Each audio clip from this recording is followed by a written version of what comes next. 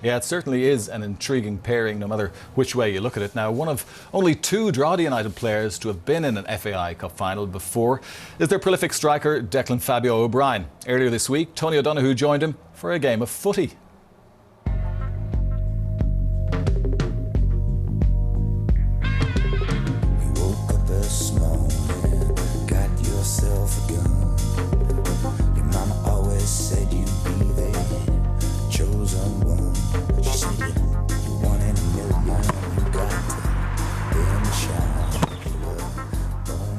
Low and hard. So, Dec, it all started for you in Verona. Tell us about those days. Yeah, I think I was playing there against Verona, a junior club in Blanchardstown, and Harry McHugh was at the match playing against Pats, and scored a couple of goals actually in a friendly against Pats, and tried to sign me then the next week. I was only 19 or 20, maybe 20. Did you approach that game thinking this was your chance?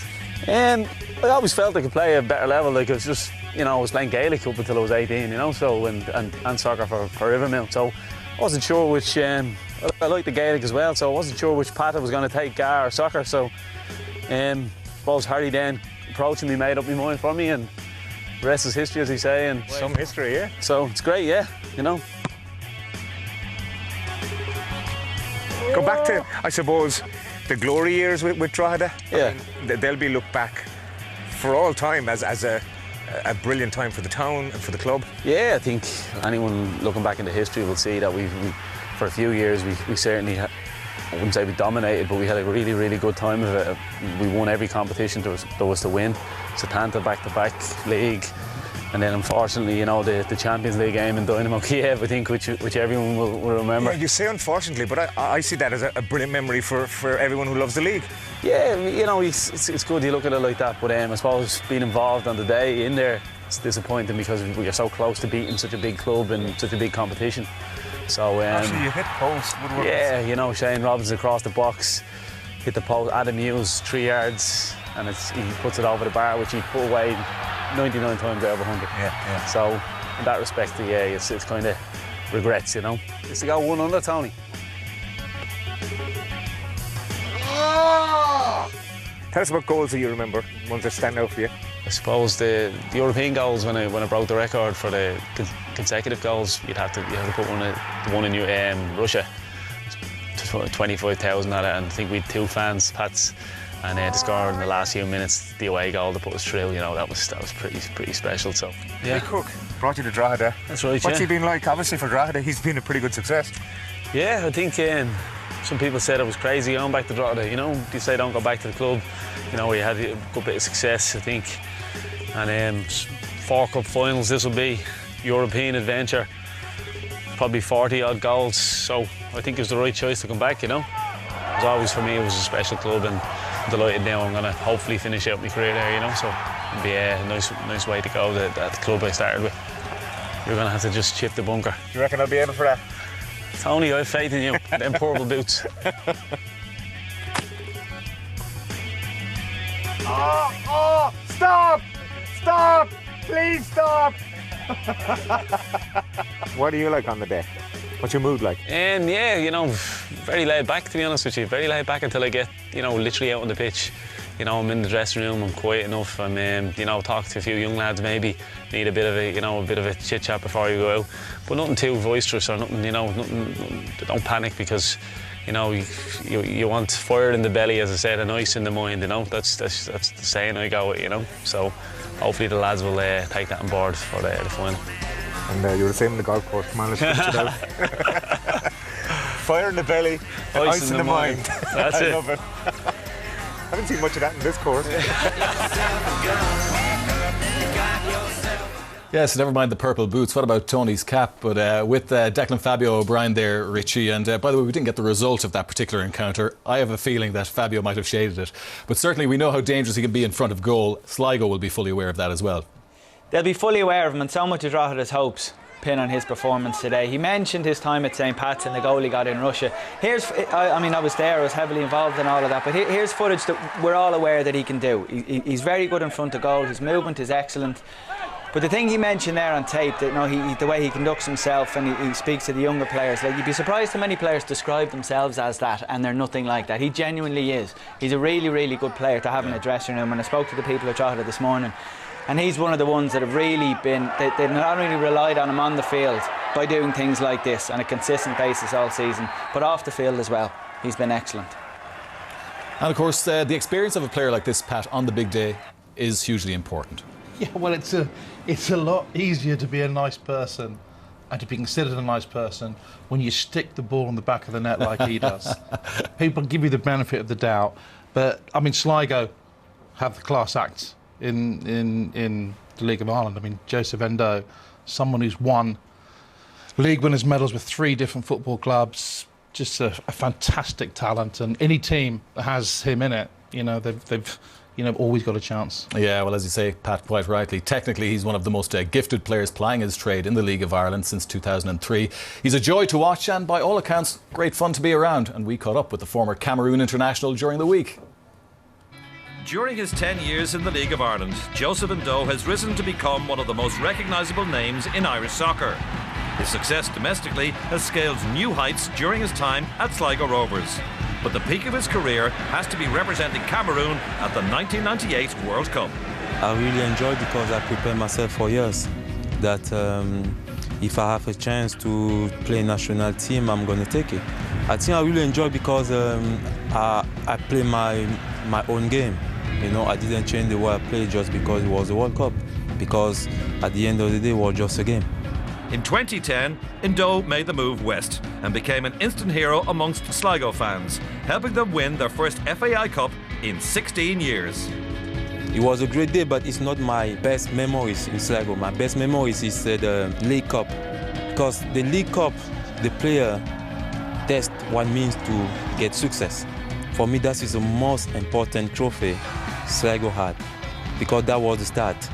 A little bit of a dance for the man from Cameroon. It's all about joy. Joy is all about. It happens sometimes that I'm not playing well, but it doesn't stop me dancing. For me, it's all about joy. When I heard the music, okay, it depends also the music, and I just want to move. Endo had to sit out the 2011 final through injury, but was happy to watch from the sidelines as his teammates competed back-to-back cup victories. In all my career, I went so many things that missing a final will not really bother me, especially because we won. If you lose, then you will say, oh, maybe I will have to do something, but we won. They can win something without me. For me, it's a great feeling. That means we reach some level where I'm not that important in the team. And in this year's FAI Cup semi-final, Endo was in no doubt about the outcome. I remember before the game, I spoke to Jay McGuinness and I said, hey Jay, I'm going to have some ticket for you for the Aviva. And he said, no chance. I said, oh Jay, you know me. I'm going to get you some ticket. You have no chance here. But I think the point was I knew that the thing will be different because a few days ago we played against Cork and it didn't quite happen. I knew how the boys going to react. So I have no doubt that that game we're going to win. And by the way, I still have a ticket for Jay. The Claret and Blue are on the way to the Aviva Stadium. Drogheda is the most tactical team in the league. They know how to play with their strength. They don't have a flair player like us, but the player they have, they know exactly how to play against you. And I think that is the most difficult thing. Because they're gonna come and say, okay, maybe we'll not get 20 chances, we're gonna get 1 chance, and we're gonna drop it.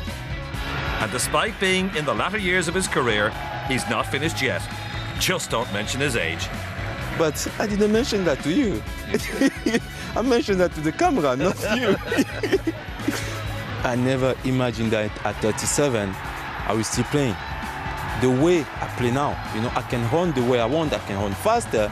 Okay, faster, it depends how you call faster. But I'm a lot faster than you. That's the main thing. That's not hard. But at the moment I can do everything I want. I'm still have the connection between my mind and my body. So it's okay. Joseph Endo, it's a pleasure talking to you. I didn't have a choice to be here. you tell me that if I want to play the final, I have to do that interview, so well, I'm we were here. delighted that you showed up. Yes, Joseph N'Doh doing his duty there for us, and an excellent interview there with John Kenny. And you heard it here first. Joseph N'Doh is faster than John Kenny. We kind of knew that already because John's a goalkeeper in his spare time. But Joseph N'Doh, you mentioned him just before that, VT, Pat. He's a breath of fresh air around the league and has been ever since his arrival. Yeah, we're going to show clips from the semi-final when he was man of the match and outstanding. And we know about his tricks, we know about his passing ability. Look at the vision there, he opens up the pitch. It looks simple, but good players make things look simple all the time. But you know, what stands out to me is his intelligence. It's such an underrated quality. But on Cup Final day, it comes into its own, because what that means is that he's both got intelligence in life and he's got football intelligence. Football intelligence on Cup Final day means that when you're on that bus coming to the ground, you're excited rather than fearful. And the team that wins today will be the ones that are excited, looking forward to the challenge, rather than thinking, oh my goodness, everything could go wrong.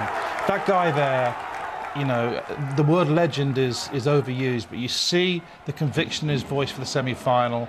He wasn't hoping to get to a cup final. He was going to make it happen. What does he do? Goes out, man of the match. Top draw. Yeah, and of course we must remember that Joseph N'Doh is certainly used to the big stage. In fact, he's appeared on the biggest stage of all, the World Cup with Cameroon. He went to 2 World Cups with the African nation, so he certainly will not be fazed by the FAI Ford Cup final. A man for the big occasion. And usually good performances are also built on a solid defensive display, so there are key men at the back for both sides. Alan McNally for Drogheda United and Gavin Pearce for Sligo Rovers. Now, as a former key centre half yourself, Tony, I mean, you know exactly what's involved and what these guys are required to do on the big day. Yeah, particularly, look, from Alan's perspective, he's not a box office name. You know, here's a player who's 15 years in it now. He's 10 seasons with UCD, 5 with Drogheda. He just goes about his business in a very professional manner. He reads the game really well. You very rarely see him going to deck. You know, that's because he doesn't necessarily have a great deal of pace, but he knows where the ball is going to end up, reads it perfectly. He's also very comfortable on the ball. He can step into play, he can see a pass, not afraid to stay on the ball, not afraid to beat a man, maybe to his manager's detriment at times when he sees him beating players in his own area of the field, but a lovely footballer. For him, you know, he comes from a real football family. His brother Paul played for Longford Town, had success with Bohemians as well. A lovely guy. I know his family very well. Lost his father a few years ago, and Noel will be looking down on him today, very proud. I think he's had a great career. Gavin Pearce, slightly different player. I think, you know, another central defender, but more blood and thunder. He's Sligo's heartbeat for me. I think, you know, you'll see him going to deck quite regularly because he makes those vital tackles. Again, very, very brave player. You see him sliding in here, and that's what I mean. I think when Richie talked about Declan O'Brien earlier, Gavin Pearce, that contest today will be critical. I think I'd expected them tussling with each other. There'll be no love lost, and that could be crucial to how the game turns out. Yep, it will of course be one of the key areas of the pitch. Now, we have the unusual situation that neither manager knows exactly where he'll be next season. It's likely that Mick Cook will not be at Drogheda United, possibly more likely that Ian Barclough will be at Sligo, although there have been murmurings of interest from Notts County, among others. Now let's hear from the 2 men in charge now. Mick, what an occasion, your 3rd cup final of the season? Yeah, hopefully it'll be a bit more successful than the other 2. But I think the experience that we gained from the other 2 finals will help us a lot here today. You've picked the same team as you started the semi-final with, so you obviously went and had faith in those 11 players to get the result. Well, I think so. Obviously, it was a big occasion, semi-final against our local neighbours. I think the lads done considerably well that day. Everybody else got a chance to look for their place, but I've stuck by the 11, as you said, that won the semi-final. Now, it's a big occasion in every player's life. Do you think they'll play the occasion or the match today? No, I think they'll play the game, and as you said, lucky enough, we've been to 2 other finals. That'll help us in great stead. And obviously the couple of games against Malmo, the experience we gained from that, particularly the away game on a big stadium. So that will help the players a lot today. Ian, Sligo are used to cup finals at the Aviva Stadium. They all seem to go to extra time. Yeah, listen, we've prepared for it in case it needs to. We expect a close game, one that may be won on a bit of brilliance, hopefully for us. Hopefully not by a mistake by anybody. But Joseph N'Doh, a huge player for you, of course, and you had him in cotton wool since the semi-final, it seems. He's okay? He knows his body. He's worked well this week, and he's fully prepared for it. Yeah. Now, one other change from the semi-final, one change, I suppose, and so you've chosen Anthony Elding ahead of Danny North. Was that a difficult decision for you? It was, yeah. Difficult decisions all over, you know, in certain areas. But no, for that one, we've gone for a bit more physicality. Set pieces, this game might be one on set pieces, and Danny North maybe second half come on with a bit of pace and energy.